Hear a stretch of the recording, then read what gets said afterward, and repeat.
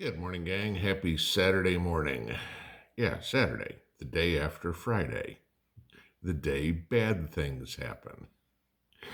Saturday's supposed to be the day you go, okay, cool. Now I get to go do my other job, which is taking care of my household. I got grocery shopping to do, laundry, clean the house, play with the kids, do whatever. It's supposed to be the day you go, okay, the work week's over. I get a chance to relax real quick. Friday is the day the world goes to hell. Okay. And if you think about it, Friday's the day people get fired. Friday's the day people quit. End of the day.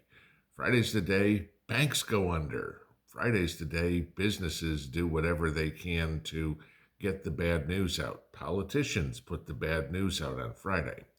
Why?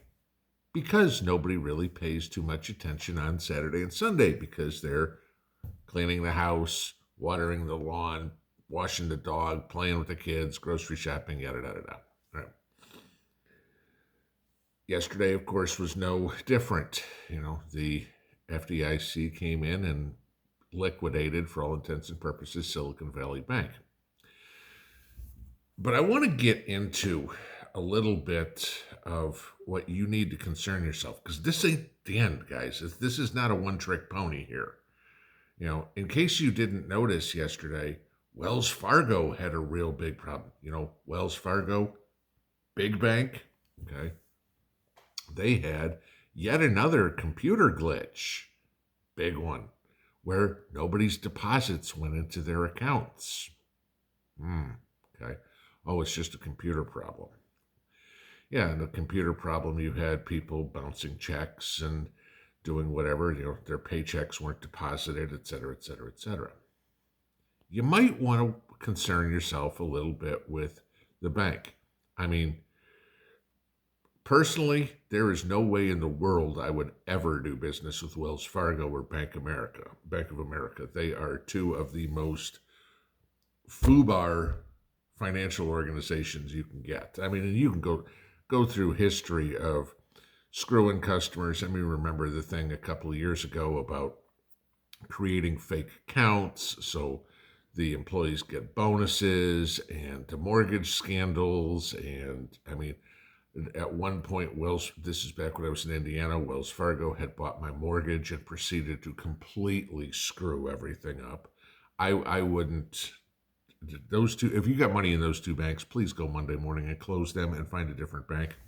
Okay. Because those will be one of the first ones to fail when this hits the big banks. Okay. But a lot of you guys ask me, well, if I can't put my money in a bank, where do I put it? All right. And I wish I had an answer for it. Okay. There is, I mentioned gold and silver, but no, you're not going to put 100% of what you have in gold and silver. I mentioned keeping cash at home, but no, you're not going to have tens of thousands or hundreds of thousands of dollars in cash under the mattress. There's got to be somewhere to put it. I wish I could tell you where. Okay.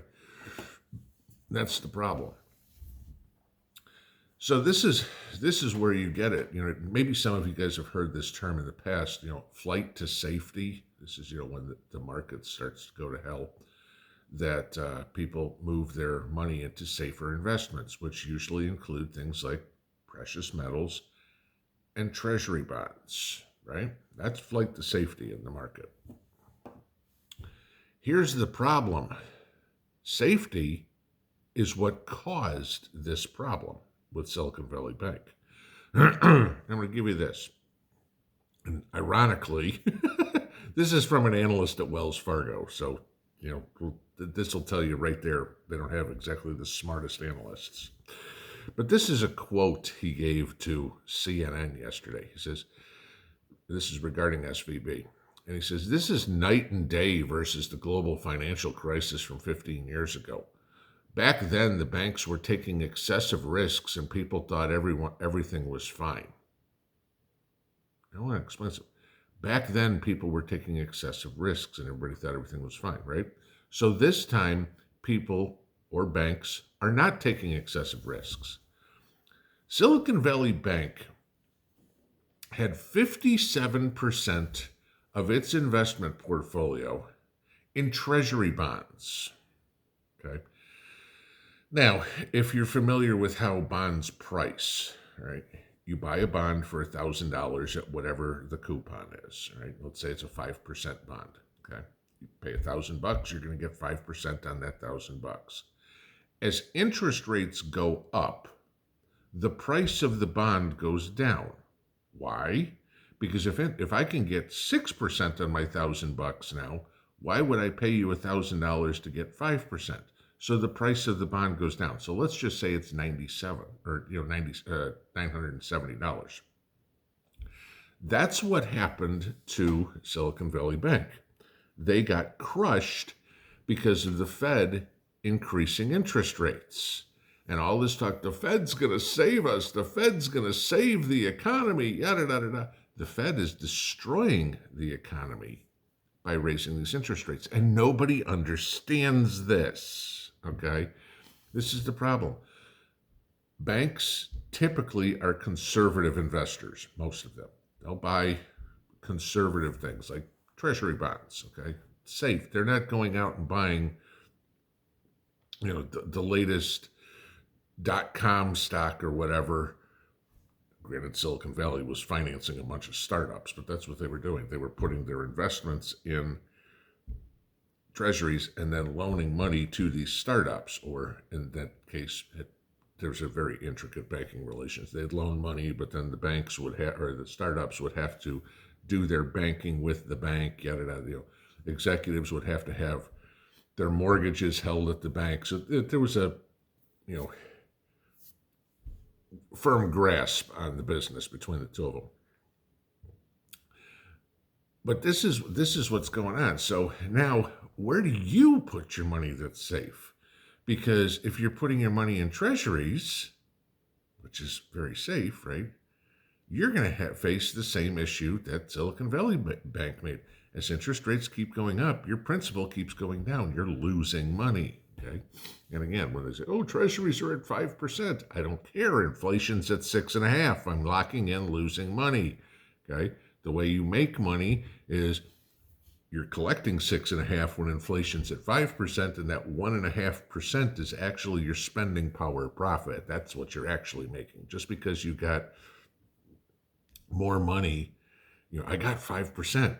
Great. It doesn't buy as much. And I'll give you this as an example. A lot of you guys are old enough to remember this. Go back to the 1970s and think of what a millionaire was in the 1970s. Oh my God. I mean, $1 million was unfathomable. You were making $150, $200 a week back in the 70s. A new car was $4,000 or whatever. Somebody who was a millionaire in the 70s, that was unheard of. Remember the TV show, The $6 Million Man? And that was like, oh my God, that much money? Look in your town. You can probably find a few people that are millionaires, that are regular Joes, that are still punching a clock, going to work every day. Okay? Granted, they're probably not the clerk at the Dollar General, but they're millionaires and they're still going to work. Think about athletes' salaries back in the 70s. It's like, he's making $42,000 a year playing professional baseball. Go look at some of the contracts back in the 70s what those guys were making for football players. There's a reason these guys had off-season jobs. Okay. Now you look at these guys, and he just signed a $252 million contract for 10 years. It's only $25 million a year. Okay. This is it. The fact that you make, it sounds like a lot of money. It isn't. But this is what's going on everywhere. I mean, between Thursday night and Friday morning at SVB, okay, $42 billion was taken out of the ATM machines, was gone in and withdrawn with a teller, whatever it would be, leaving the bank $1 billion with $1 billion less cash then they cash, okay, cash investments, cash in the vaults, cash anything. Then they had to try to sell what was on what their investment portfolio was to make to get solvent, and they couldn't. Okay, they were selling all this stuff at a loss. This is what happened. The same thing's going to happen to you and me. Where to put the money that you have? Tangible goods? Sure. Okay. Make sure you have your house paid off, your car paid, all your bills paid off. Okay. Simple as you got extra money, put it into paying your bills. Get things paid off. Trust me, you'll be happier.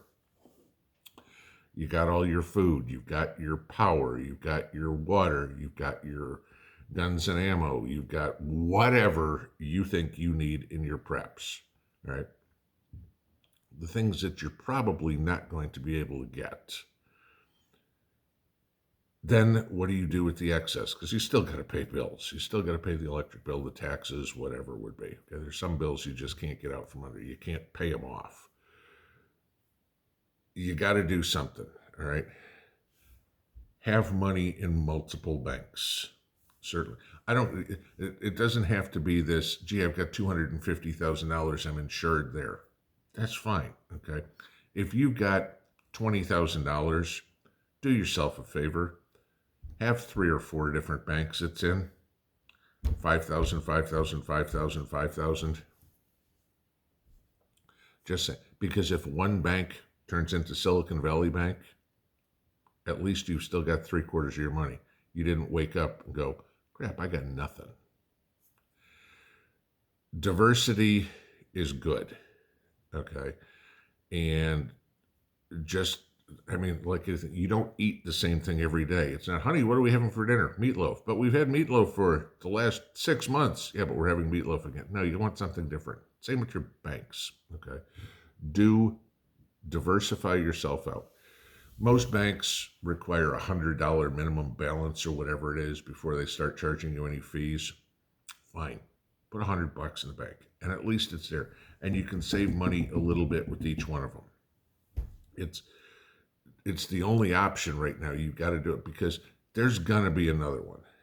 And we're going to have a big one fall. My guess, it will probably be Bank America or Wells Fargo, which will be the first big one to fall. But we'll see. But yeah, guys, there's nowhere to run. There's nowhere to hide. Okay. Bad things happen on Fridays. We just need to have a plan so when we wake up on Saturday, we're not like all these people in California going, what do I do?